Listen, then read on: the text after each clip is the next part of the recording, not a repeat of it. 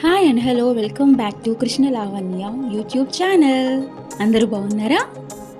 ఇవాళ నేను north Indian style bagara బ్యాంగన్ అంటే స్టఫ్డ్ బ్యాంగన్ ఎలా చేయాలో నేను చూపిస్తున్నాను. ముందుగా పల్లీలు వేయించుకొని పక్కన పెట్టేశాను.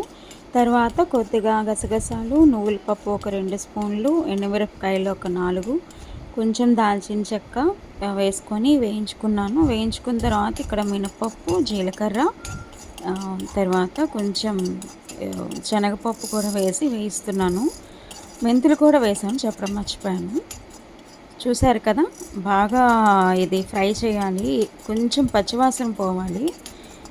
పచ్చివాసన పోయిన తర్వాత అప్పుడు మనం మొత్తం అన్నీ కూడా డ్రై ఇంగ్రీడియంట్స్ అన్నీ కూడా సాల్ట్ వేసుకొని మిక్సీ ఆడుకోవాలి. ఒక 1/2 స్పూన్ సాల్ట్ వేసాను, ఎందుకంటే మళ్ళీ మనం కర్రీలో వేస్తాం కదా. సో ఈ పౌడర్కి మనం కొంచెం తీసి పక్కన పెట్టుకుందాం.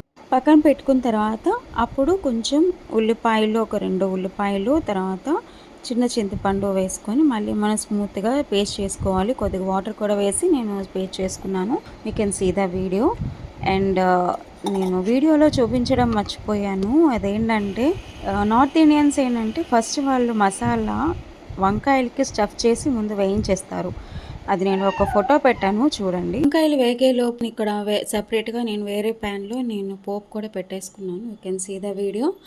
అండ్ పోపు పెట్టేసుకొని అందులో టమాటో జ్యూస్, కొంచెం కర్డ్ కూడా వేసి వేయించిన వంకాయలు కూడా వేసేసి మన కర్రీ రెడీ.